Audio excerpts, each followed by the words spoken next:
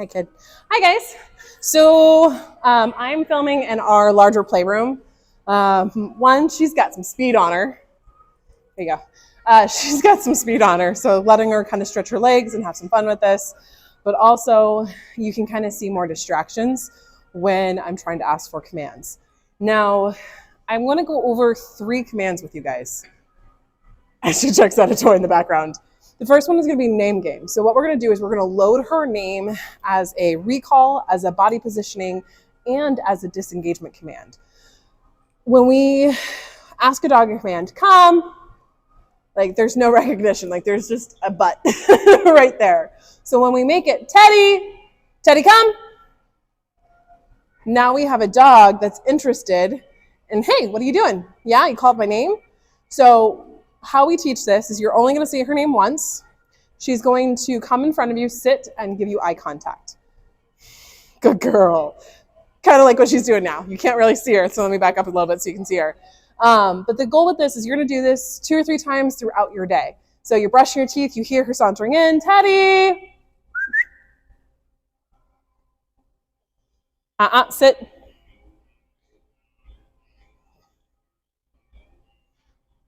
Yes, good girl. Now, she'll give eye contact, but she won't sit. Or she'll sit, but she won't give eye contact. This is the fundamental teenager, no, I don't have to listen to you.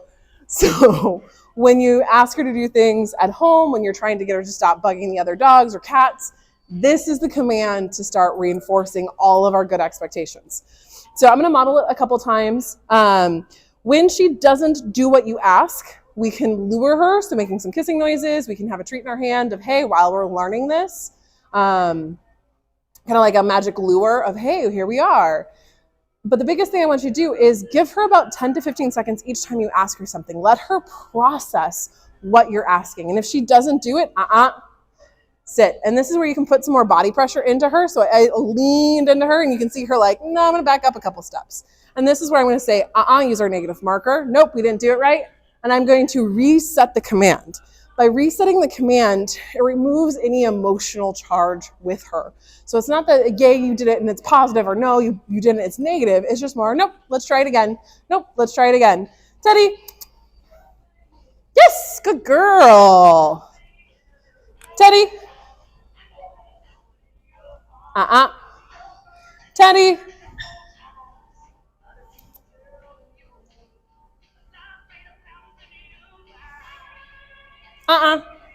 Teddy. Sit.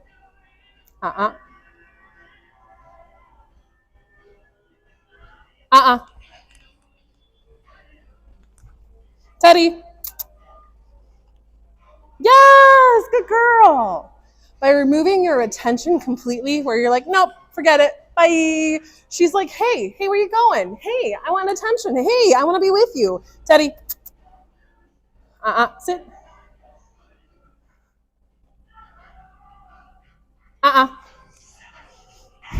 Teddy. Teddy. Good girl. Come here, sit. Yes, good girl. And it's about every 2 to 3 times of you asking the command that she finally does it. That is typical of teenager dogs. It doesn't matter the breed. It doesn't matter the training before or after. 6 months to a year and a half is like prime asshole phase. They are just, no, I want to do what I want to do. And really what we're doing here is reinforcing, hey, I need you to check in with me. Hey, I need you to check in with me. Once we establish that and start where you guys ask her 2 or 3 times throughout the day, we're going to see such a shift in her body language and her focus with you that she's going to do so much better at home. But this right here is going to tackle that root cause. Now, the other command that I'd like you guys to work on is a place. Now, how I teach the place command is wait, stay, and place are all duration commands. They are all, you're going to go onto a spot. I'm going to ask you for a sit or down. And then I'm going to ask you, wait, stay, or place. Ma'am. And no, ma'am. Good. So I'm going to ask her up here. Can you sit? Teddy, sit. I'm going to ask her to pause right here, and then I'm going to release her of, okay, now I like to teach place because this is harder for dogs to understand, but it's also dogs learn three-dimensional. So essentially Teddy is realizing I'm on Dog Island and I can't come off of Dog Island. And eventually Dog Island can be on the floor, on the couch, on the bench, on this weird rock that we walked past. It doesn't really matter where it is. So we teach it as one command. If you teach it as a stay, we can use stay. It doesn't really matter the words we're teaching, but the idea is that I'm using how dogs process information with that place cot. You can do this at home on an ottoman. You can do it on like a fuzzy dog bed. If you have a cot, great, you can use it. But something that is elevated off the ground, something that is distinct. And right now, when she goes to chew on that leash, it's boredom, it's frustration. She's like, I don't understand what we're doing. Teddy, yes, good girl. Can you sit? Good. So I'm gonna drop the leash, I'm gonna tell her place, flat hand, and I'm gonna take a step away. And then when I'm ready, I'm gonna say her name and then a release command. You can use free, break. I like to teach okay because that's what we as humans use the most often. Teddy, okay. And then as she gets rewarded, I'm gonna toss the treat and then she can go after it. So this is a hold. The release is a motion. Yes, good girl. Look at you offering it. Can you sit? Sit. Ooh, sit is hard. And that's where it's telling me about the teenagerness. That's what's telling me, but I don't want to. Sit isn't a good thing. And what we want is sit and looking at us as to be the default. Yes, place. Now, when we teach thresholds on commands, it's distance, distraction, duration, and environments. So I did distance first. Next is just standing here. You're gonna watch a Netflix show and put her on a place command. You're going to wash the dishes and she's stuck on a leash next to you in a place command. Daddy, okay.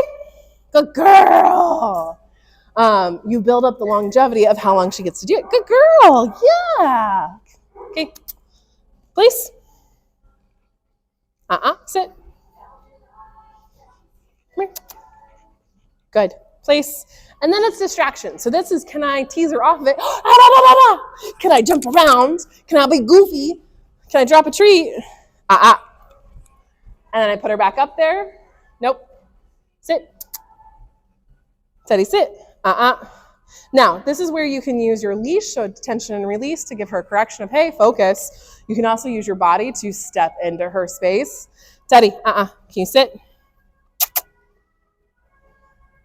And this is where practicing a little breathing, practicing a little whoosha moment of like, I can breathe in, relax my shoulders. This is where working with teenage dogs make us as owners really frustrated because you know that it's there and you just flat out have a dog saying, no. Or what she's doing is half compliance. I'm standing on the place cot. Why do I have to sit on the place cot? So that's where you can be more stubborn than she is, but it's also, Teddy, sit. Sit. Now, I'm not pulling on the leash to get her to sit. I'm not, forcing her body to sit. I'm not going to touch her butt to sit. I do have a treat in my hand. Hey, sit. And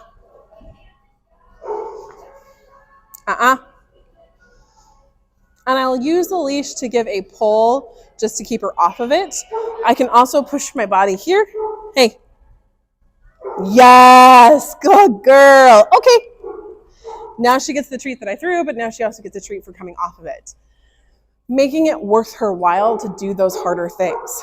When you spend the extra 15 to 30 seconds waiting her out or working through that frustration, it's going to be shorter the next time. Good girl. Yeah, that's a good girl. The other thing I'd like you guys to do is leash work. Now, I probably should send you a couple text questions of how you're doing leash work right now. I like to teach dogs in a slip lead to start. So a slip lead is all about tension and release. Come here, Teddy. Come here. Good girl. Let's take this off real quick. Here. Go get the ball. Well, she plays with that ball. So a slip lead is all about tension and release. So when it's on the dog, there should never be consistent tension. It should be nice and loose. And when it needs to be, hey, I need to pay attention, it's tension and release. Hey, focus. Hey, I need you to pay attention. Now this little piece helps keep it in the right spot. It shouldn't be right up against the dog's neck. But if you're uncomfortable with this, let me know and we can do something else. It doesn't matter what gear we have on the dog. It's all about how we utilize that gear to get the dog to understand us. So, good girl. Teddy, come here. Come here. Yes.